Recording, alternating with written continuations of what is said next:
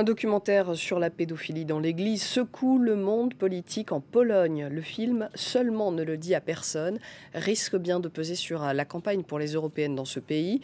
La proximité des conservateurs au pouvoir avec l'Église leur porte déjà préjudice dans les sondages.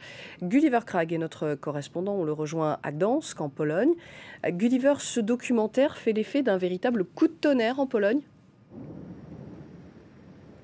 Oui, absolument. Je pense qu'on en est déjà à 18 millions de vues depuis la sortie du film dimanche dernier. C'est un film qui a un impact émotionnel très fort parce qu'on y voit des victimes confronter les prêtres qui les ont molestés il y a déjà des décennies.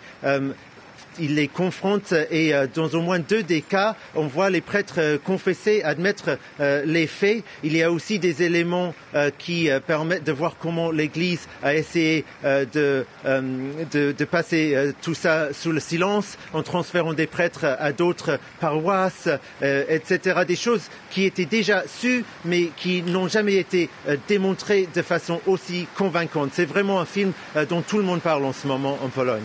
Alors comment le monde politique polonais a réagi à ce scandale ?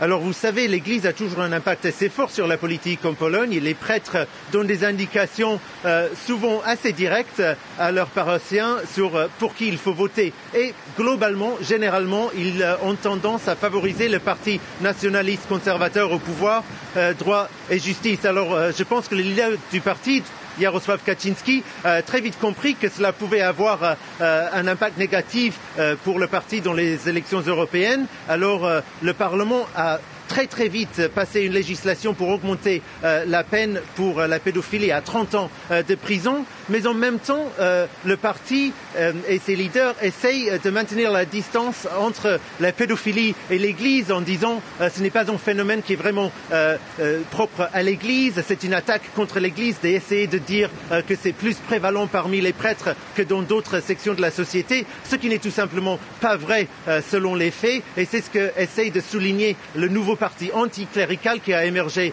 en Pologne l'année dernière, qui s'appelle Printemps. Leur candidate aux élections européennes ici à Gdansk essaye d'organiser des projections de ce film sur les maisons de prêtres, notamment l'archevêque de Gdansk, qui lui, quand on lui a demandé sa réaction à ce film, il a dit « Oh, je ne regarde pas n'importe quoi, moi », des propos pour lesquels il a dû s'excuser par la suite. Merci beaucoup Gulliver Krag pour ces précisions depuis Gdansk.